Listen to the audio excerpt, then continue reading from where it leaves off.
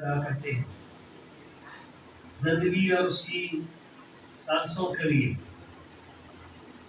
ابھی ہر شخص کے لیے جو زندہ ہے اس بات کے لیے بھی ہم شکر کرتے ہیں کہ اس کے پاس توبہ کا موقع ہے. خدا ان کے مقدس کلام میں سے آج جو ہمارا مضمون ہے وہ ہے یسوع مسیح کی دوسری آمد کی نشانیاں، تاکہ جب یہ سارا کچھ ہو رہا ہو تو ہم جان جائیں کہ یسوع مسیح کی آمد قریب ہے. یسوع مسیح نے ایک مثال دی تھی زیتون کے درخت کی، اور کہ جب اس کی کونپل نکلنا شروع ہوتی ہے، اس کی پتی نکلتی ہے، تو تم جان لیتے ہو کہ ابھی گرمی کا موسم جو ہے وہ نزدیک آ گیا ہے. تو یسوع مسیح نے کہا کہ جب یہ ساری باتیں ہو رہی ہوں تو پھر آپ کو پتا چلنا چاہیے کہ خدا یسوع مسیح کی آمد جو ہے وہ بھی قریب ہے، نزدیک ہے. اس میں سے کم و بیش 10 نشانیاں ہیں جن کے بارے ہم جانیں گے. خدا کے کلام میں سے مقدس متی رسول کی معرفت لکھی گئی انجیل، اور اس کا 24واں باب اور آیت نمبر جو ہم 6 سے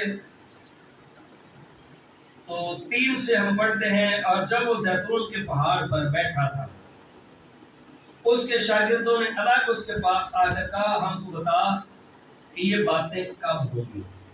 ہاں جی، یہ باتیں یہ یاد رکھیں، ہم اس دن کو تو کوئی نہیں جانتا، اس کا تعین نہیں کر سکتا، لیکن ان نشانات کی روشنی میں ہم ضرور جان سکتے ہیں کہ یسوع مسیح اس دنیا میں جلد آنے والا ہے. اور اس کا مطلب صرف یہی نہیں ہے کہ یہ انفارمیشن ہونا کافی ہے کہ یسوع جلد آ ہے. اس کا مطلب یہ ہے کہ اس کے لیے جو کوئی تیار نہ پایا گیا وہ اس زمین پر رہ جائے گا اور وہ تباہی کا شکار ہوگا، جیسے لکھا نوح کے دنوں میں ہوا تھا. بزرگ نوح منادی کرتا رہا، اور جو لوگ اس کشتی کے اندر آ گئے، حتیٰ کہ جانور بھی اس کشتی کے اندر آ گئے، لیکن نوح کے گھرانے کے علاوہ کوئی خاندان اس میں داخل نہ ہوا. وہ سوچتے تھے کہ یہ عام جیسے بارش ہوتی ہے اسی طرح سے بارش ہو رہی ہے، اور 4 شراٹے آئیں گے اور پروگرام ختم ہو جائے گا. لیکن ان کو نہیں پتا تھا کہ خدا اس دھرتی پر رہنے والے لوگوں سے تنگ آ چکا ہے. اور لکھا ہے بزرگ نوح کے اس واقعے میں، کیونکہ زمین پر ہر بشر نے اپنا طریقہ بگاڑ لیا تھا. جو بائبل مقدس جینے کا طریقہ اور سلیقہ سکھاتی ہے، جب لوگ اس طریقے سے ہٹ جائیں تو پھر اس دھرتی پر انسان کا مقصد ختم ہو جاتا ہے. اس سے بہتر اس کا تباہ ہونا ہی ہے، اور یہ خدا نے کر کے دکھایا ہے. تو بھی خدا کو انسان کو بچانے کے لیے اپنے بیٹے کو اس دنیا میں بھیجنا پڑا، اور بیٹے نے آ کے صرف اس دنیا کو وزٹ نہیں کیا، عام انسان کی طرح زندگی گزاری، اور ہر ایک گنہگار انسان کے لیے اپنی جان اس نے قربان کر دی. آمین. لیکن اب بھی جو کوئی یسوع مسیح کے کلام کو نہیں مانتا یا اس کے مطابق نہیں چلتا، اب رہائی کا کوئی موقع نہیں ہے. جب تک یسوع نہیں آتا ہم تو نہیں جانتے کہ وہ کب آئے گا، لیکن ہم یہ بھی نہیں جانتے کہ ہماری زندگی کے کتنے سال ہیں. انسانوں کا کوئی پتہ بھی نہیں چل رہا. ابھی 50 55 حد 60 میں بندے بک ہو رہے ہیں کہ بندہ سوچے کہ ابھی بہت وقت باقی ہے. ایسا نہ سوچے. اور جو کرنٹ سچویشن آئی اس پر ہم غور کرتے ہیں. جب وہ زیتون کے پہاڑ پر بیٹھا تھا، اس کے شاگردوں نے الگ اس کے پاس آ کر کہا، ہم کو بتا کہ یہ باتیں کب ہوں گی. زیتون کے پہاڑ پر جہاں پر یسوع بیٹھا تھا سامنے ہیکل پڑتی تھی، اور آج وہاں پر فوجیں اکٹھی ہیں، آج وہاں پر جنگ ہے. اور میرے آنے اور دنیا کے آخر ہونے کا نشان کیا ہوگا؟ یعنی دو سوال ہے کہ تو کب آئے گا دوبارہ، اور تیرے آنے کے نشانات کیا ہوں گے۔ رات کو میں نے ایک لیکچر ڈالا ہے، سچا مسیح مسایہ جس کا لوگ انتظار کر رہے کہ بچا سکتا ہے۔ دنیا میں بہت سارے مسیح اٹھ کھڑے ہوں گے اور جھوٹے نبی بھی ہوں گے جو کہیں گے کہ مسیح میں ہوں، تو وہ آپ لیکچر سن سکتے ہیں۔ اس میں بتایا گیا کہ سچے مسیح کی نشانیاں کیا ہیں، کون صرف رہائی دے سکتا ہے۔ تو تیرے آخر ہونے آنے اور دنیا کے آخر ہونے کا نشان کیا ہوگا؟ اس کا مطلب یہ ہے کہ کلام میں یہ لکھا ہے کہ یہ دنیا ایک دن لپیٹی جائے گی، یہ دنیا ایسے نہیں رہے گی، لیکن اس زمین کے اوپر ہی رہتے ہوئے لوگ خدا کا جلال ظاہر کر سکتے ہیں اور وہ اس میں اپنی ڈیوٹی کو بہتر طور سے پورا کر کے ہمیشہ کی زندگی کے وارث ہو سکتے ہیں۔ یسوع نے جواب سے کہا کہ خبردار، ہاں جی کیا؟ خبردار کوئی تم کو گمراہ نہ کر دے، کیونکہ وہ تیرے میرے نام سے آئیں گے اور کہیں گے کہ میں مسیح ہوں۔ ہاں جی، وہ تیرے میرے نام سے آئیں گے اور کیا کہیں گے؟ میں مسیح ہوں۔ جس طرح سے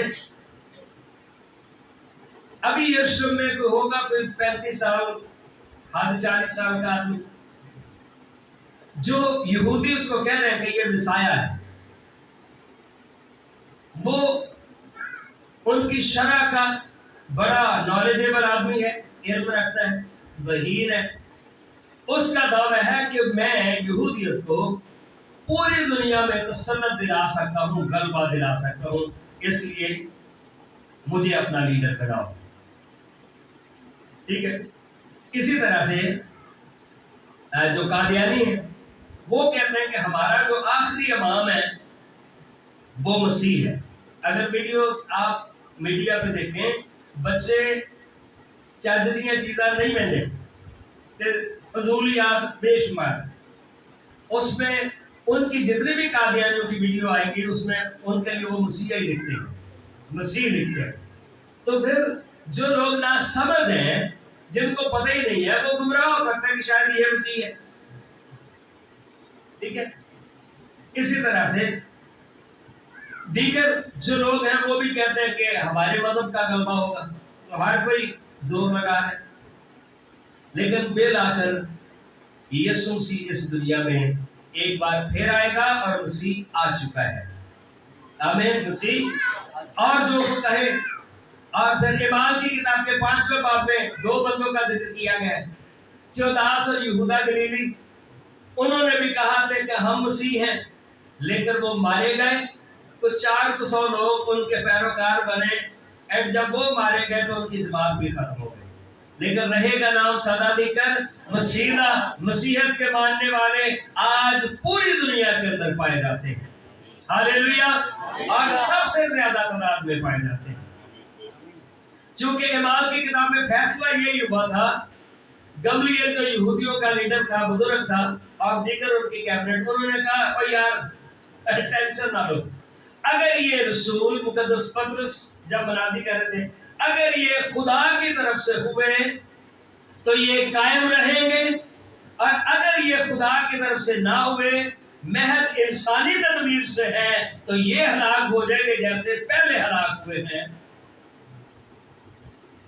یسوع مسیح تو جی اٹھا اور اس کے پیروکار بھی دنیا میں زندہ اور گواہ ہے، ہاللیلویا۔ یہاں پر ہم جو بات دیکھتے ہیں 6 اور 7 آیت میں، اور تم لڑائیوں کی افواہ سنو گے، پر یاد رکھیں آج تو افواہیں نہیں، آج لڑائیاں ہیں، ٹھیک ہے، انٹرنیشنلی۔ یہ صرف گھروں کی لڑائیوں کی بات نہیں کر رہا، گھروں کی لڑائیاں تو ہر گھر میں لڑائیاں ہیں۔ کوئی بندہ گھر کے اندر کسی کو لیڈر ماننے کو تیار نہیں ہے۔ اگر کوئی یہ بات کرے کہ میں گھر میں باپ ہوں تو میں لیڈر ہوں، بچے کہتے ہیں ہم تیرا باپ ہیں، تم کدھر کا باپ بنا ہوا ہے، ہم تمہاری ماں ہیں، تو دیکھیں زمانہ کدھر چال نکلا ہے۔ اور پھر کہا خبردار گھبرانا لیکن ایمانداروں کے لیے امید ہے، ہوپ ہے، پر گھبرا نہ جانا، میں تمہارے ساتھ ہوں۔ ہاللیلویا، میں تمہارے ساتھ ہوں۔ بی پی نہ ہائی کر لینا، کچھ بھی نہیں ہونے والا، مجھ پر نگاہ رکھو۔ نہیں کو مانتا تو کوئی بات نہیں، کسی کے ساتھ کس بات کی لڑائی ہے؟ ہاں، ضرورت کی چیزیں ہر بندہ لینا چاہتا ہے۔ آپ باپ ہو، آپ ماں ہو، آپ کی ڈیوٹی ہے ہمیں دو۔ آپ بچوں کی کیا ڈیوٹی ہے اس کا کوئی نہ پوچھے۔ تو یہ آخری زمانے کی نشانی ہے، کیونکہ ان باتوں کا واقعہ ہونا ضرور ہے، لیکن اس وقت خاتمہ نہ ہوگا، ابھی کام سٹارٹ ہوا ہے، لیکن یہ کام زیادہ چلے گا نہیں، یہ بھی یاد رکھیں۔ خدا کوئی کمزور خدا نہیں ہے کہ وہ دیکھتا جائے، نہ خدا کی کوئی مجبوری ہے، کیونکہ کہ قوم پر قوم اور سلطنت پر سلطنت چڑھائی کرے گی۔ تو یہ چیز دنیا کے اندر ہو رہی ہے، دنیا کے اندر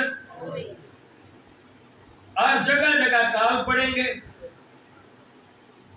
تو یہ بھی آخری دنوں کی ایک نشانی ہے۔ ہاں جی، جگہ جگہ پر کیا پڑیں گے؟ کال۔ آج روٹی 3 وقت کی پوری کرنا ایزی نہیں رہا۔ اس کا مطلب ہے کہ اس چیز کو جان کر قسمت کی ذمہ داری نہ لگائیں کہ جو قسمت میں ہوگا ملے گا، ساری قسمت تھوڑی ہے نا دن سلو ہو گئی روٹی شوٹی ذرا ماری ہوگی۔ نہیں نہیں نہیں نہیں، دیکھیں آپ خداوند کے وقت پر نگاہ کرنا کہ یسوع اس دنیا میں جلد آنے والا ہے۔ لیکن ایمانداروں کے بارے میں لکھا ہے کہ ایلیا کو کما کر روٹی دیتا تھا، اس لیے آپ پریشان نہ ہونا، ان کو روٹی ملے گی جو خدا کے ساتھ جڑے رہے گی، ان کو روٹی ملے گی جو خدا کے ساتھ۔ پر نسل صادق دی نہ کدے بیٹھی ہے لاچار، نہ ٹکر مانگ دی۔ جس نے خدا کی عبادت نہیں کرنی، پھر خدا اس کی ذمہ داری کیوں لے؟ اور ہاں جی، کال پڑیں گے اور بھونچال آئیں گے۔ ہاں جی، کیا آئیں گے؟ بھونچال آئیں گے۔ دنیا کے اندر جیسے جیسے یسوع کی آمد قریب ہو رہی ہے، زلزلے زیادہ تیزی سے آ رہے ہیں۔ پہلے کبھی کبھار بچپن میں، آپ بھی جب بہت چھوٹے ہوں گے، جیسے ہماری جو ایج ہے، اس وقت سنتے تھے بزرگ کہتے فلاں وقت میں زلزلہ آیا تھا، گھر کے برتن سارے ہلتے تھے، چیزیں ہلتی تھیں۔ ابھی کچھ سالوں کے اندر ہی ہم نے کتنی بار، اور ٹی وی کو برس آتا ہے جی وہاں پر زلزلہ آیا، اتنے شدت پہ آیا۔ اس کا مطلب ہے یہ الارم ہے، یہ سائرن بج رہے ہیں کہ میں اس دنیا میں جلد آنے والا ہوں۔ اور پھر اسی طرح سے جگہ جگہ پر لیکن یہ سب مصیبتوں کا شروع ہی ہوگا۔ اس وقت لوگ تم کو ایذا دینے کے لیے پکڑوائیں گے اور تم کو قتل کریں گے۔ تو پاکستان کے اندر یہ بات بھی کسی سے چھپی نہیں، جس کے اوپر کسی طرح کا غصہ ہے اس کے اوپر مذہبی نوعیت کا الزام لگا دیا جاتا ہے، حتیٰ کہ مسیحی ہی ایک دوسرے کے اوپر الزام لگا رہے ہیں۔ یہ ہفتہ ایک پہلے کی بات ہے، گجرانوالہ میں ایک داماد نے اپنے سسر کے اوپر الزام لگا دیا۔ الزام اس نے یہ لگایا تھا کہ اس نے مقدس کتاب کی توہین کی ہے۔ اب سسر کے اوپر اس نے کیوں الزام لگایا، میں ان لوگوں کو بھی جانتا ہوں، یہ گجرانوالہ کا واقعہ۔ کیوں لگایا؟ سسر کے اوپر اس لیے اس نے الزام لگایا، داماد صاحب فون پہ اپنی کزن کے ساتھ ساری رات باتیں کرتے تھے۔ تے شادی کر لی کرائی ہے، بے حیائی اور بے دینی۔ اس نے منع کیا، تو اپنی بیٹی کو لے آیا گھر میں، اسے کہا میں نے نہیں بھیجنا، پہلے تو اپنا طریقہ ٹھیک ہے۔ دیکھیں، کزن سے رشتہ داروں سے بات کرنا کوئی بری بات نہیں ہے، لیکن گھنٹوں گھنٹے کسی سے بات کر رہے نا، ہر چیز کا کوئی طور طریقہ ہوتا ہے۔ اس نے الزام یہ ٹھوک دیا کہ غصے کے لیے کہ سسر نے میری بیوی کو نہیں بھیجا۔ واہ کیا بات ہے، آپ دونوں طرف کھیلنا چاہتے ہو۔ تو یہ بے راہ روی ہے. فون بری چیز نہیں ہے، لیکن آپ کیسے اس کا استعمال کرتے ہو. اینڈ اس نے کیا کر دیا، بعد میں یہ کرتے الزام لگا دیا. لوگ اپنے ذاتی مفاد کی خاطر، پسند ناپسند کی خاطر آپ کے اوپر الزام لگا دیں گے. لیکن میں سمجھتا ہوں کہ پاکستان کے اس ایریے کے جو بزرگ تھے مسلم لوگ، ان کی میں یہاں پر تعریف کرنا چاہوں گا. سب نے مل کے انہوں نے کہا بھائی ابھی محلے کو، چرچ کو آگ نہ لگانا. اس سطح کو پاسٹر تھا، پہلے اس کی تحقیق کریں گے. جب انہوں نے تحقیق کی تو معاملہ کو اور نکلا تھا. تو یہ ایک دوسرے کو قتل کرنے کے لیے اور کئی بار منادی کی خاطر بھی اپنے الزام لگا دیتے ہیں یہ کر رہے ہیں. اور اس دور میں سے ہم گزر رہے ہیں.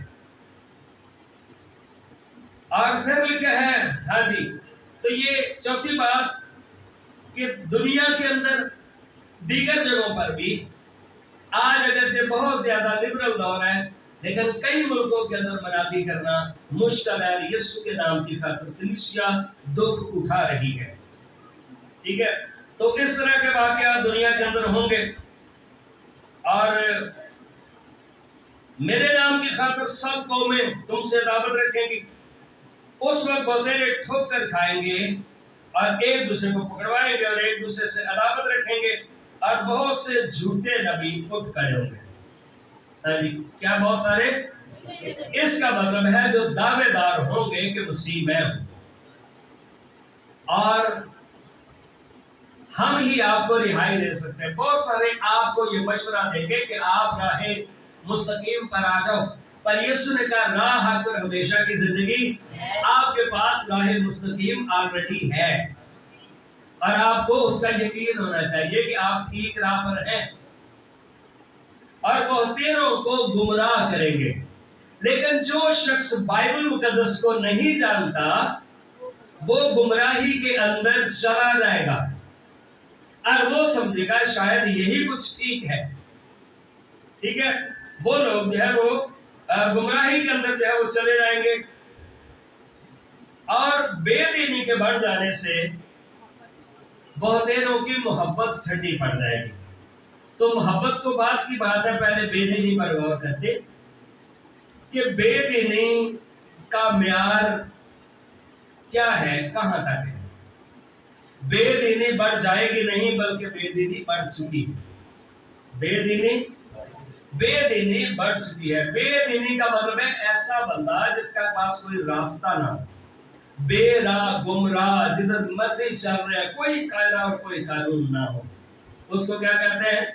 بے دینی. دین کا معنی راستہ ہے جو یسوع سے ہٹ چکا ہو. اور اس کی ایک مثال نہیں ہے، اس کی بہت ساری مثالیں ہیں. آئیے دیکھتے ہیں. میرے ساتھ آپ اخبار کی کتاب کھولیں اور بائبل مقدس وہ کتاب ہے جس نے زندگی گزارنے کے طور طریقے بتائے ہیں. کیا بتائے ہیں؟ زندگی گزارنے کے طور طریقے بتائے ہیں. لیکن یاد رکھیں دنیا بہت آگے نکل چکی ہے. بزرگ لوط کے بارے میں خروج 20واں باب نکالیں، پھر یہاں سے پڑھتے ہیں. بزرگ لوط کے دور میں سدوم اور عمورہ جہاں پر لوط جا کر بسا تھا، ہاں جی، تو وہاں پر انسانوں نے اپنے طریقے بگاڑ دیے تھے. خدا نے ہمیشہ آدم کے لیے ہوا کو بنایا، ٹھیک ہے، جوڑا جوڑا بنایا.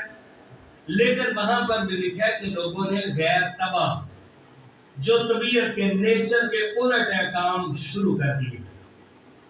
اور وہاں پر لوگ ہم جنس پرستی اس کے گناہ کے اندر جو ہے وہ پائے گئے، جس کی وجہ سے خدا نے سدوم اور عمورہ کو آسمان سے آگ بھیجی اور مٹی کو اس نے گندک بنا دیا. مٹی کو اور زمین کے اندر اتنا بڑا بلاسٹ ہوا کہ وہاں پر آج تک کوئی انسان نہیں ہے. اب وہاں پر اتنے بڑے بڑے گڑھے پڑ گئے اور اب اسے بحر مردار کہتے ہیں. کیا کہتے ہیں؟ اس کا مطلب ہے کہ جہاں پر بھی گناہ اور بدی ہے اس کا نتیجہ کبھی بھی اچھا نہیں نکلتا. اس کا نتیجہ کبھی بھی اچھا نہیں نکلتا. یہ احبار کی کتاب میں سے میں آپ کے لیے پڑھنے لگا ہوں. اور یہاں پر جو ہے ان رشتوں کے بارے میں بتایا گیا ہے جن کا آج نہ مسیحیوں میں کوئی ادب احترام ہے اور نہ دوسرے لوگوں میں. اس کی وجہ یہ ہے کہ خدا سب کا ہے. خدا سب کو اس نے بنایا. وہ ہندو ہو، وہ مسلم ہو، وہ کرسچن ہو، وہ بدھسٹ ہو، کوئی بھی ہو، سب کو خدا. جیسے خدا سب کا ہے اسی طرح سے ابلیس بھی سب کا ہے. اسی طرح سے ابلیس بھی سب کا ہے. وہ سب کو تباہ کرنا چاہتا ہے، خدا بچانا چاہتا ہے.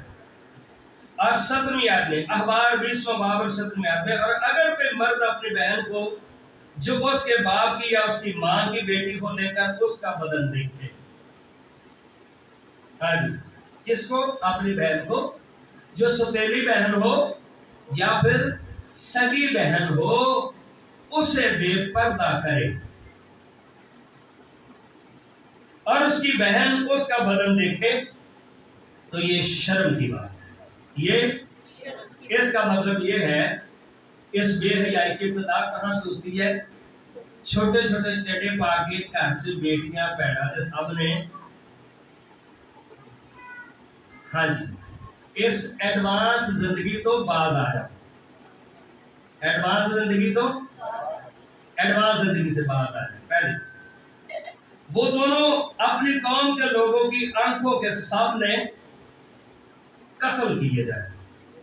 اور یہ تو ایک واقعہ نہیں ہے، یہ آپ کے اور میرے گھر میں بھی ہو سکتا ہے. بی کیئرفل، ہوش میں آئیں، سستی نہ کریں. ہاں جی، ان کی سزا کیا بتائی گئی ہے؟ قوم کی آنکھوں کے سامنے ان کو قتل کیا جائے، پردے نہ ڈالے جائے. اگلی بات، اس نے اپنی بہن کے بدن کو بے پردہ کیا، اس کا گناہ اسی کے سر لگے گا. اس کا گناہ. اور اگر مرد اس عورت سے جو کپڑوں سے ہو صحبت کرے اسپیشل ڈیز میں، اس کے بدن کو بے پردہ کرے تو اس سے اس کا چشمہ کھلا اور اس عورت نے اپنے خون کا چشمہ کھلوایا. اگلی آیت 19ویں میں، اور تو اپنی خالہ یا پھوپھی کے بدن کو بے پردہ نہ کرنا.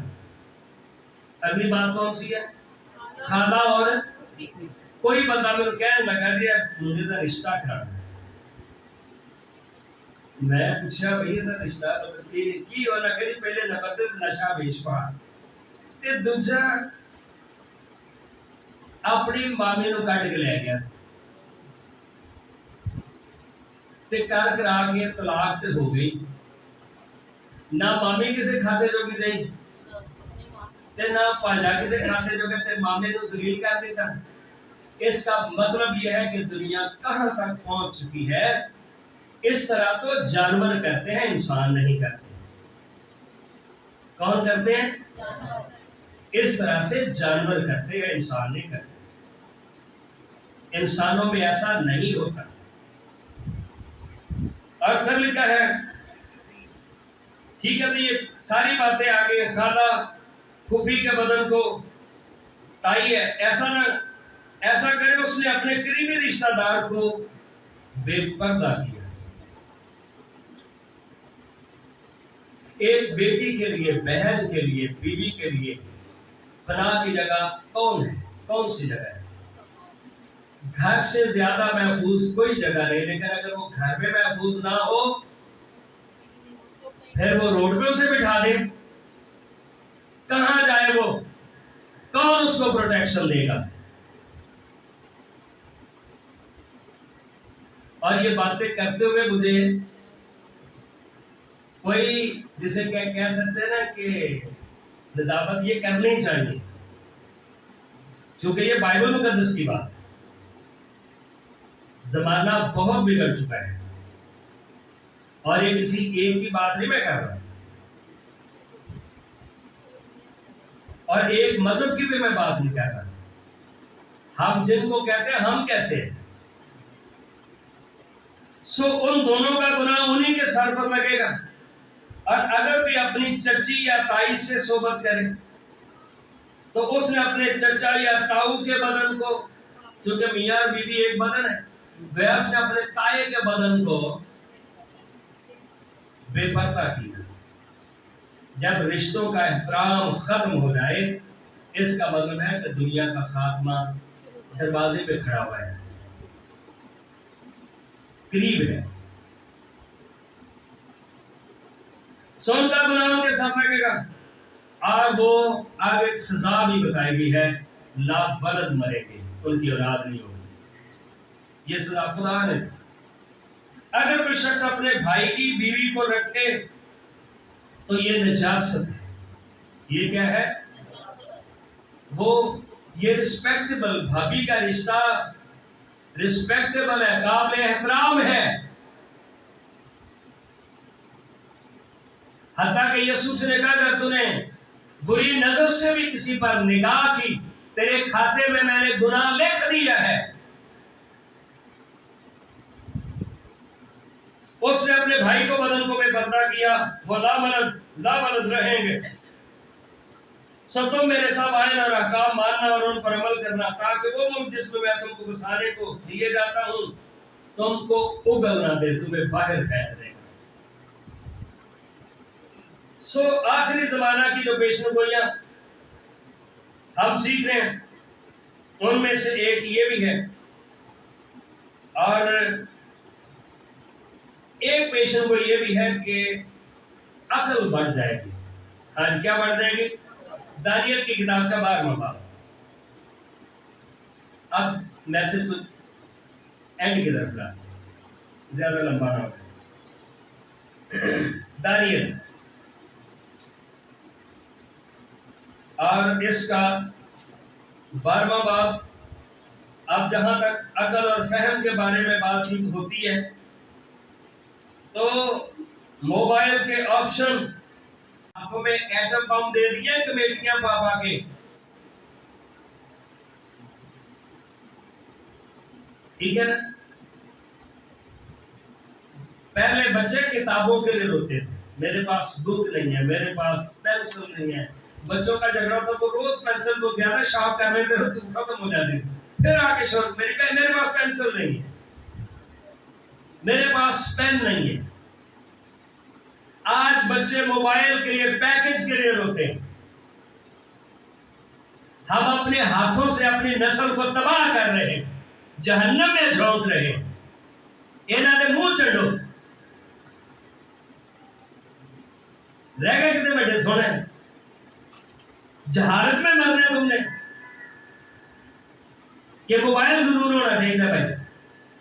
پہلے بچے دودھ کے لیے روتے تھے اور روندو یار انہاں نے پسلیاں کھلن یہ تو کہ آسمان دیکھ دے کہ روندے رہے روندے رہے. اپنی زندگی ہم نے عذاب بنا لی ہے. یہ سب کی بات ہی میں کہتا ہوں، کسی ایک بندے کی نہیں، مجھے بھی اسی میں شامل ہے. زندگی ہم نے عذاب بنا لی ہے. ہم تو مشکل میں چلے گئے. یہ ٹیکنالوجی تھی بہتری کے لیے لوگ استعمال کرتے ہیں، یہ ٹیکنالوجی لوگ بدی کے لیے استعمال کرنا شروع ہو گئے.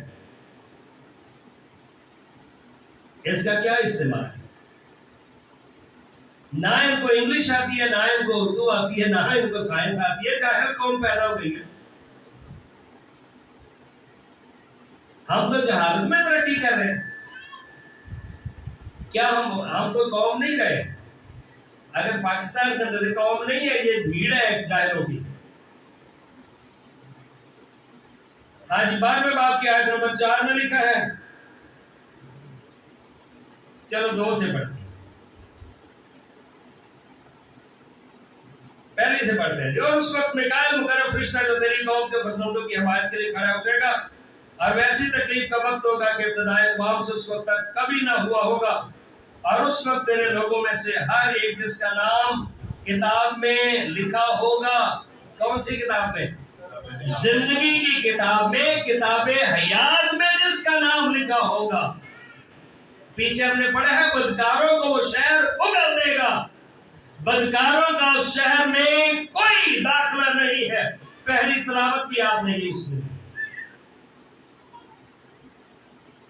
اور جو خواب میں سو رہے ہیں ان میں سے بہترے جاگ اٹھیں گے، بعض حیات ابدی کے لیے اور بعض رسوائی اور ذلت ابدی کے لیے۔ ہمارا شمار کن میں ہوگا؟ ہم زندگی کا تاج پانے کے لیے اٹھیں گے یا ذلت میں زندگی گزارنے کے لیے جہنم میں ہمیشہ جلنے کے لیے ہوں گے؟ ہماری جگہ کون سی؟ اور اہل دانش نور فلک کی مانند چمکیں گے۔ ہاں جی، اہل جو دانش مند ہیں، جن کی کوشش سے بہترے صادق ہو گئے۔ کلیسیا کا کام لوگوں کو صادق بنانا ہے، راست باز بنانا ہے، خداوند کی طرف لانا ہے۔ وہ ستاروں کی مانند عدل آباد روشن رہیں گے۔ یہ ہے سٹار، ٹک ٹاکر سٹار نہیں، صرف ٹک ٹاکر سٹار تے فلانے سٹار تے فلانے سٹار، یہ سارے سٹار جہنم سے جانے دیکھے گا نہیں۔ لیکن تو اے دانیل ان باتوں کو بند کر رکھ اور کتاب پر آخری زمانہ تک مہر لگا دے، بہترے اس کی تفتیش و تحقیق کریں گے اور دانش افزون ہوگی۔ آج دانش کہ کوئی بندہ اے آکھے دی پائی دی مینوں تے کچھ سمجھ نہیں لگی تے میں تے انپڑھ تواڈے تو بھی بہت ہی آپشن جاندے تسی پڑھے لکھے لگے پھرتے آپ پڑھے لکھے بنے پھرتے، آپ سے زیادہ آپشن جانتے ہیں انپڑھ۔ اور لوکا کی انجیل کے 7ویں باب میں ایک اور نشانی بتائی گئی ہے، اور وہ ہے لوط کے دنوں میں دیکھیں گناہ اور بدی بڑھ گئی، گناہ اور بدی بہت سارے۔ آج بھی دیکھیں لڑکے لڑکیاں تے لڑکیاں لڑکے بڑے کرتے۔ خدا نے جس کو جو بنایا اسے وہی رہنا چاہیے۔ نوجوان کرنا چاہیے خدا دا کو خوف کرنا ہے۔ اکیلی مخلوق آ گئی کہ تھوڑی جیب ہے۔